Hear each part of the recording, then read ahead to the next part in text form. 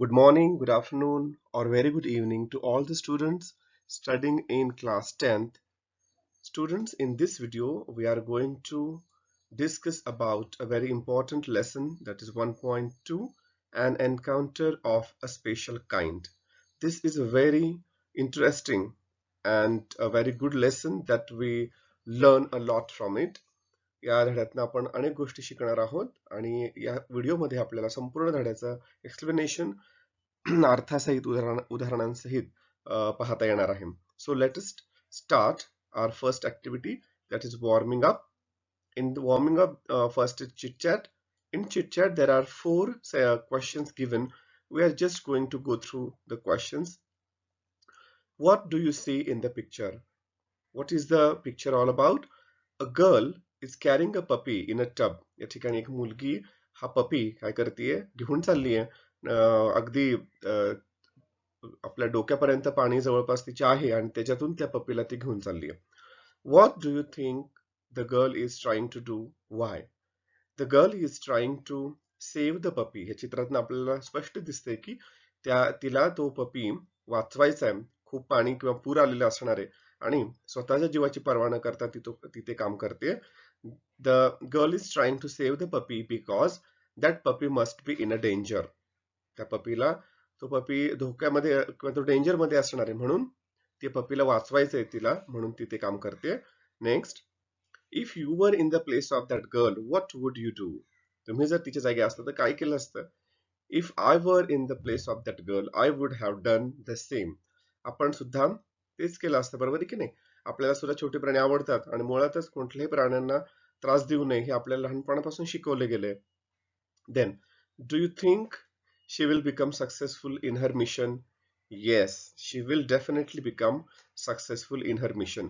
ज्या अर्थी ती एवढ्या पाण्यामध्ये स्वतःच्या जीवाची पर्वा न करता त्या कुत्र्याच्या पिल्लाला वाचवायचा प्रयत्न करते, त्या अर्थी ती निश्चितच काय होणार आहे, यशस्वी होणार आहे.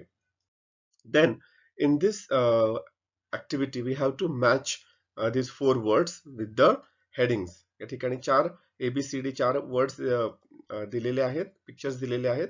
आपल्याला हे जे चार एक्सप्रेशन्स आहेत किंवा हेडिंग्स आहेत त्याला मॅच द फॉलोइंग करायचं. Our luxurious bungalows. Our luxurious bungalows. This will go here. My favourite pastime. मला काय आवडतं? पुस्तक वाचायला आवडतात. What a commotion. काय गोंधळ आहे, तो माणूस वैतागलाय. Then engrossed in my books. सगळीकडनं त्याची पुस्तक आहे, म्हणजे पुस्तकांमध्ये तो बुडून गेलाय थोडक्यात. So students, let us start the very interesting lesson 1.2, that is an encounter of a special kind. My father was a medical professional working for a private company in Raniganj in West Bengal. The officers of the company were housed in individual bungalows inside a large campus. Our house was in a corner of that campus. The officers' club was adjacent to the boundary wall of our garden. The compound was luxurious with green grass, colorful flowers, and a host of tall, majestic trees. The seasonal vegetables in the kitchen gardens of the households and the magnificent trees constantly attracted squirrels and many species of birds. A group of langurs had even made their den in an aswatha tree nearby. They had all become a part and parcel of our existence and daily life. So in this paragraph, the writer is saying that his father was a medical professional. त्यांचे वडील जे होते ते वैद्यकीय क्षेत्रात काम करत होते आणि वेस्ट बेंगॉल या राज्यामध्ये असणाऱ्या राणीगंज या ठिकाणी असणाऱ्या एका प्रायव्हेट कंपनीमध्ये ते काम करत होते. आणि त्यांची जी काही क्वार्टर्स होत्या, ऑफिसर्सला मिळालेल्या क्वार्टर्स होत्या, त्याचा परिसर या चित्रामध्ये जो तसा दिसतोय तसा हिरवागार, उंच उंच झाडं, त्याच्यामध्ये खूप प्रकारचे पक्षी, स्क्विरल्स म्हणजे खारी, आणि त्या ठिकाणी एक माकडांचा कळप सुद्धा काही दिवसापासून येऊन राहिला होता. And the writer is saying that they all had become a part and parcel of our existence. म्हणजे त्यांच्या आयुष्याचा एक अविभाज्य भाग म्हणून ते सगळे माणसं किंवा सगळे प्राणी, सगळे पक्षी, सगळे वनस्पती त्यांच्या आयुष्याचा एक अविभाज्य भाग बनले होते. Then a small incident on Saturday afternoon left a profound effect on me and unfolded before my eyes a whole new dimension to the wonders of God's creation. आता तो म्हणतोय की लेखक म्हणतोय की एका शनिवारी दुपारी एक घटना घडली की ज्याने माझ्यासमोर अनेक गोष्टी माझ्या पुढे अनेक गोष्टी उघड्या झाल्या किंवा माझ्या पुढे अनेक गोष्टी स्पष्ट झाल्या. ह्या देवाचं जे काही आपल्या क्रिएशन आहे किंवा याची जी काही निर्मिती आहे याचं एक वेगळंच डायमेन्शन म्हणजे काय म्हणू आपण त्याला फॅक्टर किंवा त्याची एक वेगळी बाजू माझ्या समोर आली. It was a few days into the Puja vacation, just like for any other child the holidays provided an opportunity for me to become engrossed in various magazines and storybooks published specially for children in the festive season. And as he was living in West Bengal, and we all know that West Bengal is very popular for Durga Puja. West बेंगॉलमध्ये दुर्गा पूजा आपल्याकडे जसा गणपतीचा festival असतो तसा त्या ठिकाणी असतो आणि त्यामुळं त्यांना सुट्टी असणार आहे आणि त्या सुट्टीमध्ये लेखकाचं काम काय होतं? He was going to read books, magazines, specially published for festive season. To engross म्हणजे अगदी बुडून जाणे. या ठिकाणी बघा engross हा नवीन शब्द आहे. engross म्हणजे बुडून जाणे. या ठिकाणी दिसतंय तुम्हाला चित्रातल्या प्रमाणे कवी रायटर लेखक अगदी मन लावून पुस्तके वाचणार होता. After a hearty lunch, my parents and my younger sisters lay down for an afternoon nap, and I settled down with a storybook. The quiet afternoon presented the perfect backdrop for reading an adventure story. The silence was occasionally broken by the sound of my family snoring, the intermittent chirping of house sparrows, the harsh cawing of a crow, the shrill call of a kite flying high above the ground. Minutes ticked by. I became deeply absorbed in the book. आणि एका अशाच दुपारी after a hearty lunch, hearty means फुल, दुपारच्या वेळेला भरपूर जेवण झालेलं होतं. And all his family members दे वर हॅव्हिंग अन आफ्टरनून नॅप, म्हणजे दुपारची झोप त्या ठिकाणी ते घेत होते. आपण म्हणतो ना एक डुलकी घेऊया तसं. And in that quite afternoon, त्या शांत दुपारी आपला जो रायटर आहे तो पुस्तक वाचत बसला होता. अँड ती जी शांतता आहे ती फक्त कशाने भंग होत होती? Only the snoring of the family, then chirping of house sparrows, intermittent म्हणजे फ्रिक्वेंट, कंटिन्युअस, मध्ये मध्ये सारखी चिमण्यांची चिवचिव होती. देन कावळ्याची कावकाव and shrill call of a kite. Shrill म्हणजे व्हेरी हाय पिच साऊंड, म्हणजे कर्कश आवाज किंवा खूप जोराचा आवाज, उंच स्वरामध्ये केलेला आवाज. Srila call of a kite म्हणजे उंच फिरणाऱ्या घारीने तिच्या पिलांसाठी दिलेला तो आवाज. एवढंच काय, फक्त डिस्टर्बन्स होता, बाकी सगळीकडे काय होती? शांतता होती. सडनली, अचानक काय झालं? Suddenly I heard a group of street dogs barking furiously in the distance. I chose to ignore the commotion, thinking that the pack of dogs might have cornered a hapless pig. But soon the barking became louder and more aggressive, and the alarmed cawing of a flock of crows added to the cacophony. I also heard the disturbance approaching closer. आणि अचानक काय झालं? त्याला group of street dogs किंवा त्याला आपण pack of dogs असं सुद्धा म्हणतो. कुत्र्यांचा ग्रुप किंवा कुत्र्यांचा कळप, झुंड असं म्हणतो याला हिंदीमध्ये. तर त्यांचा ओरडण्याचा आवाज आला. पहिल्यांदा त्याने जे काही कमोशन किंवा नॉईज, कमोशन म्हणजे नॉईज किंवा डिस्टर्बन्स, त्याने पहिल्यांदा ते निग्लेक्ट करण्याचा प्रयत्न केला. की त्याला असं वाटलं की त्या कुत्र्यांनी एखादा हॅपलेस पीक म्हणजे एखादा गरीब बिचारा कमनशिबी डुक्कराचं पिलू किंवा डुक्कर त्यांनी काय केलं असणार आहे? त्याला घेरलं असणार आहे, कॉर्नर्ड म्हणजे घेरलं असणार आहे. पण हळूहळू काय झालं, तो जो आवाज होता कुत्र्यांचा तो खूप मोठा व्हायला लागला आणि तो जवळ जवळ यायला लागला आणि त्याच्याबरोबरच कॉविंग ऑफ फ्लॉक ऑफ क्रोज म्हणजे कावळ्यांची सुद्धा कावकाव वाढली. म्हणजे कावळ्यांची कावकाव, कुत्र्यांचा भुंकण्याचा आवाज, या सगळ्यामुळं एक प्रकारची कॅकोफोनी म्हणजे तिथे खूप गोंधळ, मोठ्या आवाजातला खूप गोंधळ निर्माण झाला आणि हळूहळू तो जो काही आवाज होता, प्रचंड मोठा आवाज, तो जवळ येत आहे असं त्या लेखकाला जाणवलं. Curiosity got the better of me. Leaving the book aside, I rushed to the veranda to see what was going on. आणि आपल्या सगळ्यांमध्येच एक क्युरिओसिटी असते बघा नेहमीच आपल्यामध्ये. काय असते? क्युरिओसिटी. क्युरिओसिटी म्हणजे कुतूहल, काय चाललंय. So the curiosity got the better of me. म्हणजे मी पुस्तक वाचत बसलो होतो, मात्र माझ्यातल्या कुतूहलाने काय केलं, मला पुस्तक वाचू दिलं नाही. म्हणजे माझ्या पुस्तक वाचनाचा जो क्रिया होती, विचार होता, त्याच्यावर तिने विजय मिळवला थोडक्यात कुतूहलाने. And then I left the book and rushed to the veranda. मग मी पुस्तक ठेवलं आणि नेमकं काय चाललंय हे बघण्यासाठी मी वरांड्यामध्ये गेलो. I glanced towards the roof of the club house and saw something horrible. A big male langur, apparently the leader of its group, was holding a baby langur in his hands and mercilessly biting it all over with definite intent to kill. The helpless mother of the baby and other lesser members of the langur group were scattered on the roofs of the buildings nearby, watching the baby being killed. I recalled the terrible custom in the animal clan according to which a dominant male usually does not allow another male baby or adult to survive within its group. ज्यावेळेला लेखक व्हरांड्यामध्ये गेला आणि त्याने त्यांच्या घराशेजारी जे club house होतं त्याच्या टेरेसकडे, रूफकडे बघितलं. And there he saw something very horrible. Horrible म्हणजे भयंकर. त्या ठिकाणी त्याने बघितलं. काय बघितलं त्याने?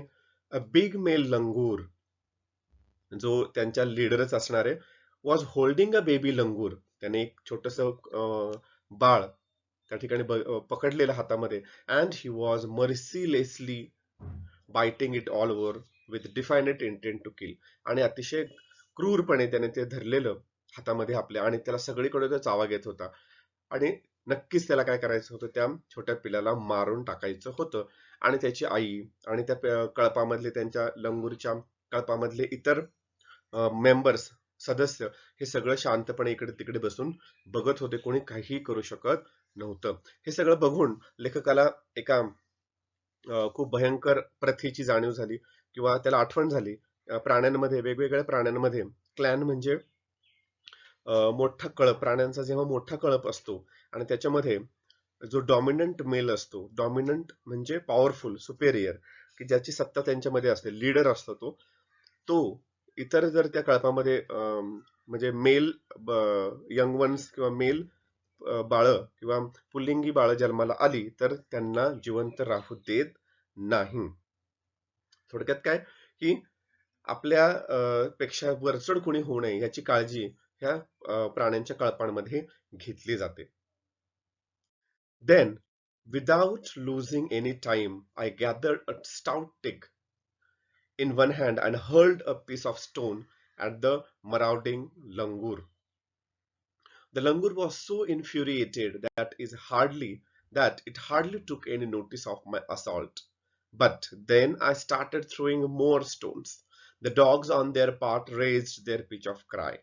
आणि मग त्याने हे बघितलं आणि लगेच तात्काळ, without losing any time, I gathered a stout stick, त्याने एक काठी घेतली आणि ती त्या माकडाच्या दिशेने भिरकावली. हर्ल्ड म्हणजे भिरकावली ऍट द मराउडिंग लंगूर. मराउडिंग म्हणजे एखाद्यावर अटॅक करणारं किंवा काहीतरी चोरून नेणारं भयंकर असं. The langur was so infuriated. पण ते लंगूर त्याच्याच क्रियेमध्ये, त्या चावण्यामध्ये इतका बिझी होता किंवा इतका तो त्याच्यामध्ये गुंतलेला होता किंवा तो एवढा रागावलेला होता की त्याने माझ्या असॉल्टची म्हणजे माझ्या अटॅकची साधी नोटीस, म्हणजे साधं माझ्याकडे लक्ष सुद्धा दिलं नाही. म्हणजे त्याला जाणीव सुद्धा झाली नाही की कुणीतरी आपल्या दिशेने काठी भिरकावलेली आहे.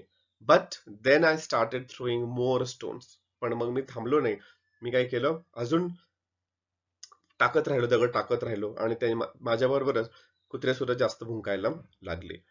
The changed circumstances and the sudden unexpected attack from unknown quarters forced the langur to drop the baby from the sloping roof over the veranda. आणि मग लेखकाने ज्यावेळेला मारायला सुरुवात केली दगड, त्यावेळेला इतरही अनेक क्वार्टर्स मधून, ज्या घरांमधून ते दगड मारायला सुरुवात झाली. आणि मग ही जी काही बदललेली परिस्थिती होती, त्याच्यामुळं त्याला ते बाळ किंवा त्याला ते पिल्लू, त्याला ते सोडून द्यावं लागलं. आणि the baby was listless and appeared to be dead. म्हणजे ज्या वेळेला ते खाली आलं, त्या छतावरून घरंगळत ते बाळ खाली आलं, तो बेबी खाली आलं, तोपर्यंत जेव्हा खाली आलं ते the baby was listless. Listless म्हणजे विदाऊट एनर्जी. एवढ्या ठिकाणी त्याला चावलं होतं तो मोठं माकड की त्याच्या अंगात अजिबात एनर्जी राहिली नव्हती. It appeared to be dead. असं वाटत होतं की काय झालंय, ते मरून गेले. It appeared to be dead.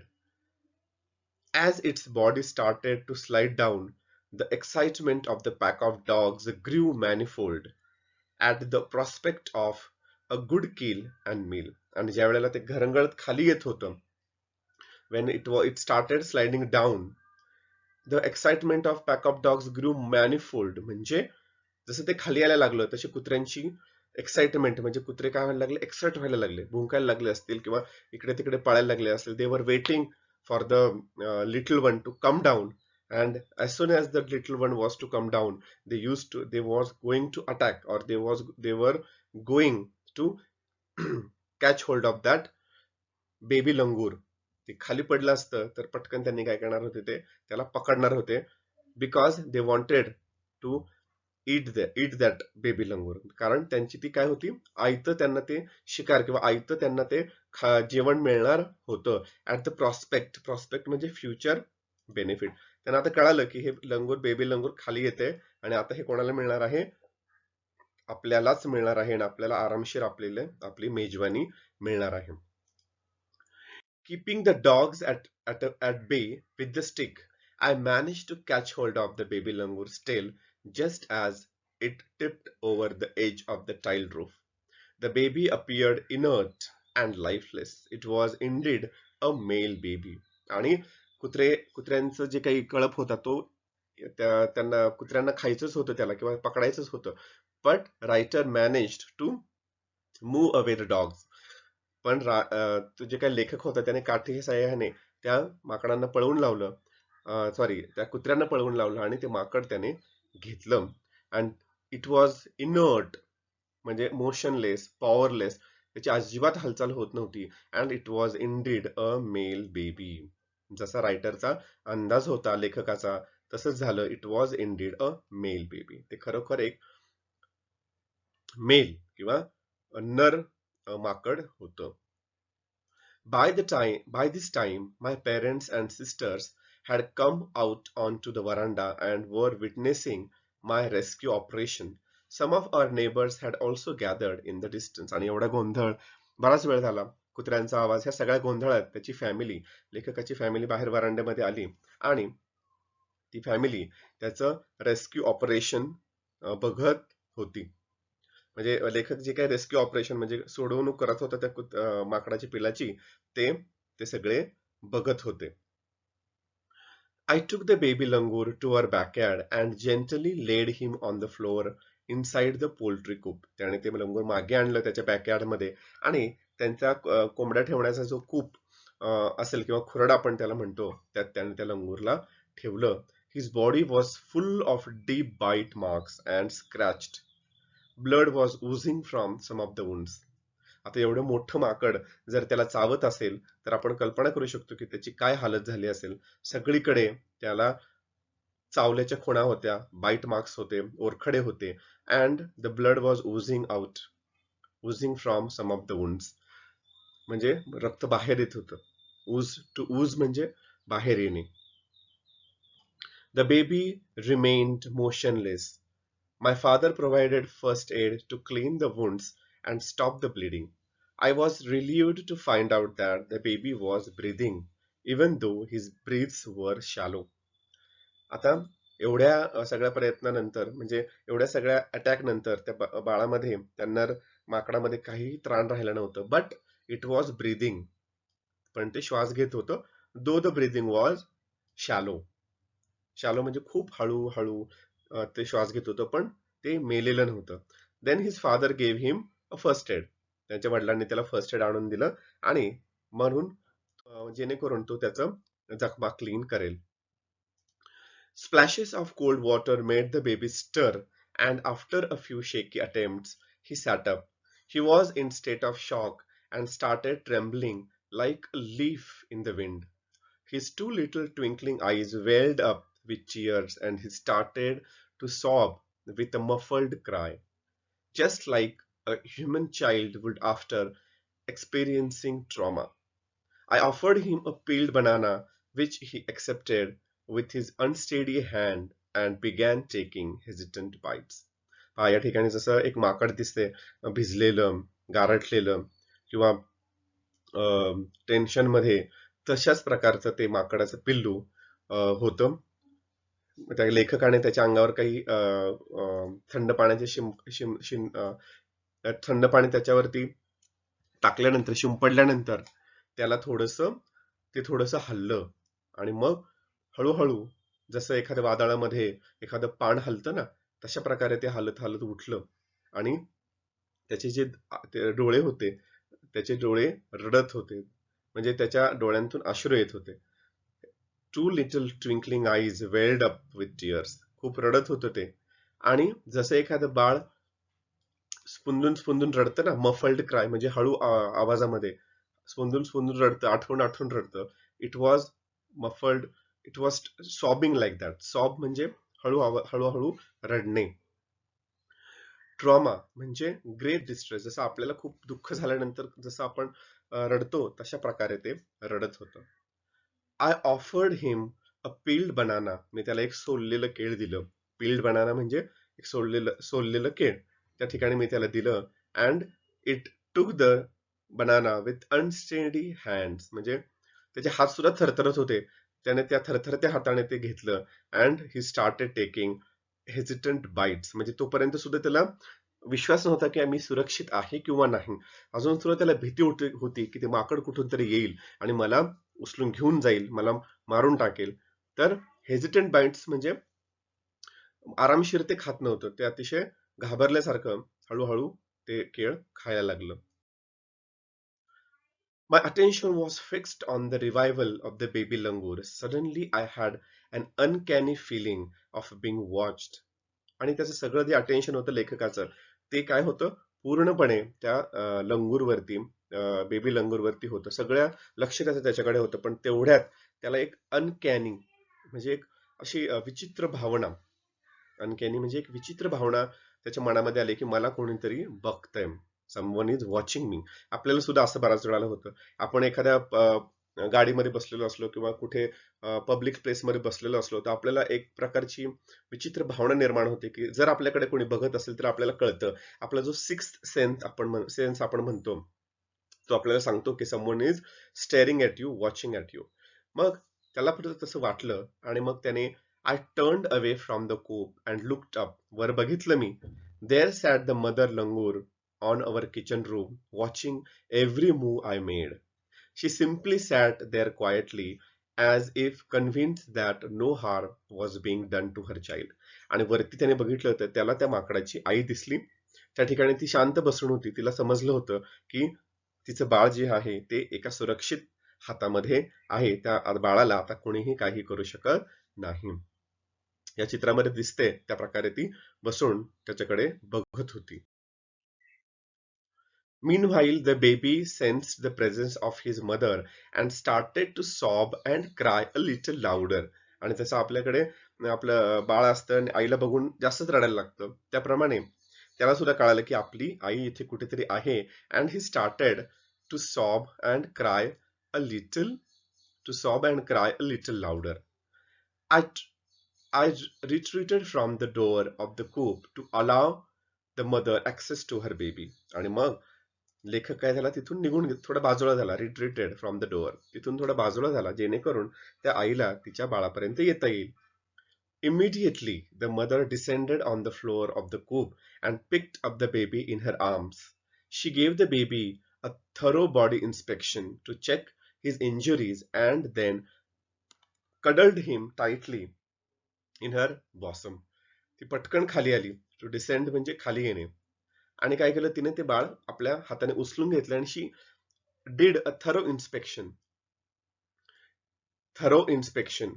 म्हणजे एकदम चांगली तपासणी केली तिने. सगळीकडे बघितलं कुठे लागले काय झालंय. अँड देन शी कडल्ड म्हणजे तिने तिला त्या बाळाला cuddled him tightly in her bosom म्हणजे आपल्या कुशीत तिने त्याला चांगलं धरलं, पकडलं. कडल्ड म्हणजे हेल्ड क्लोजली, जवळ घेतलं. The baby found great solas in her caring arms. Solas म्हणजे कम्फर्ट. आपल्याला कितीही बाहेरच्यांनी जीव लावला तरी आपल्या आईवडील जोपर्यंत आपल्याला जवळ घेत नाही तोपर्यंत आपल्याला बरं वाटत नाही. तसंच त्याला ज्या वेळेला आईने जवळ घेतलं त्यावेळेला त्याला बरं वाटलं. The mother sat still with the baby in her lap for a few minutes. It was almost as if she was pondering over her options and trying to figure out how she could keep the baby safe from further assault. ती थोड्या वेळ त्या ठिकाणीच बसून राहिले. कुठेच गेली नाही ती त्याची आई. As if she was pondering, thinking deeply. ती विचार करत होती जसं काय की आता ह्याला घेऊन मी कुठे जाऊ. कारण ज्या ठिकाणी ती राहत होती अगोदर कळपाबरोबर त्या ठिकाणी तिचं बाळ सुरक्षित नव्हतं. आणि जिथे बाळ सुरक्षित नाहीये तिथे अर्थातच तिला राहायचं नसेल. आता इथून पुढे कुठे जायचं याचा विचार ती करत होती. For a few seconds the mother langur looked straight into my eyes. Even today I cannot forget that look in her eyes, showering silent gratitude on me for saving her child. I was overwhelmed by the emotion, the sentiment, and the way she said thanks to me. There sat a universal mother holding a stricken child in her lap. आणि थोड्या वेळाकरता त्या आईने माझ्याकडे बघितलं. Straight into my eyes.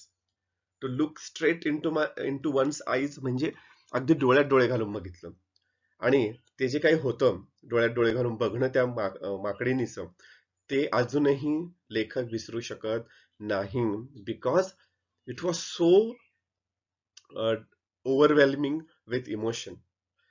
लेखकाला खूप त्याच्या भावना उचंबळून आल्या. कारण as if the mother langur was saying thank you to हिम.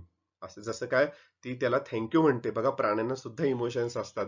प्राणी सुद्धा आपलं कृतज्ञता आपली व्यक्त करतात. तुम्हाला सुद्धा त्याचा अनुभव आला असेल. तसं त्या माकडीने त्याच्याकडे बघितलं. And there sat a universal mother holding a stricken child in her life.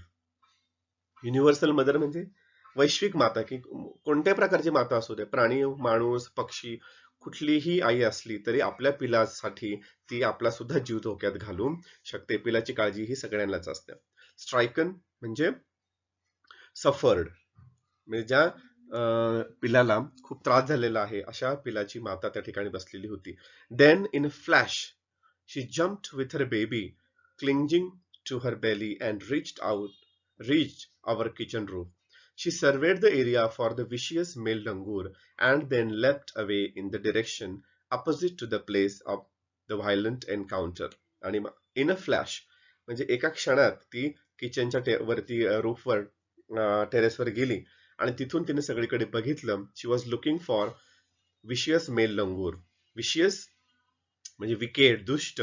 ते दुष्ट लंगूर कुठे दिसते का हे बघितलं तिने, चेक केलं. And then she left away म्हणजे तिने उड्या मारत दुसऱ्या दिशेला गेली. कुठल्या दिशेला गेली? ज्या ठिकाणी ते झालं होतं, जी घटना, ते एन्काउंटर ज्या ठिकाणी झालं त्याच्या विरुद्ध दिशेला ती निघून गेली, उड्या मारत निघून गेली.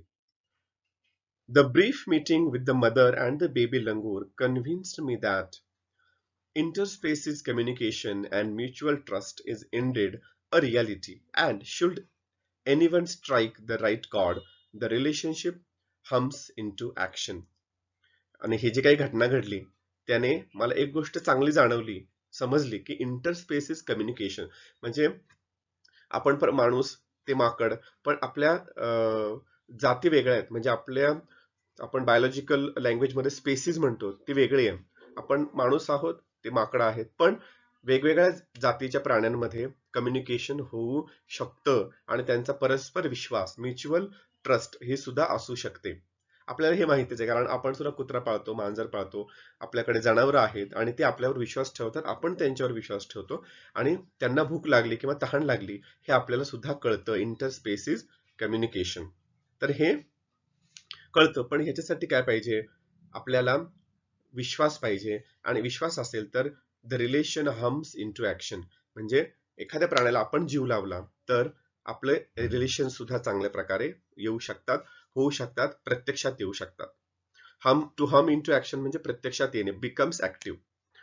The mother langur showed me that food was not the only means of communication between man and animal, but that there were other means of establishing a bond through trust, compassion and mutual understanding.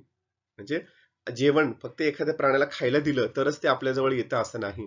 आपण त्यांना इतर गोष्टींमध्ये मदत केली तरी सुद्धा आपल्याकडे प्राणी आकर्षित होऊ शकतात. हे या गोष्टीतून त्या लेखकाला चांगल्या प्रकारे जाणवलं. कंपॅशन म्हणजे काइंडनेस, दया, सहानुभूती. आणि सहानुभूती असेल, म्युच्युअल अंडरस्टँडिंग असेल तर कुठलाही प्राणी आपल्या जवळ येऊ शकतो. 55 years have passed since that day. I am now 70 years old, but I still fondly remember that encounter of a special kind. लेखक म्हणतोय 55 वर्ष झाली, आता मी किती वर्षांचा आहे? 70 वर्षाचा आहे, but I cannot forget that moment. मी तो क्षण विसरलेलो नाही. मला अजूनही ते स्पेशल एन्काउंटर आठवतं आहे. तपन मुखर्जी हा धड्याचा जे लेखक आहेत तपन मुखर्जी. ही खरी घडलेली घटना तपन मुखर्जी यांच्या आयुष्यातली त्यांनी या ठिकाणी सांगितलेली आहे. So students, thank you for watching this video. Video आवडला असेल तर नक्की लाईक करा, सबस्क्राईब करा आणि वर्कशॉप न विसरता सोडवा. Thank you so much.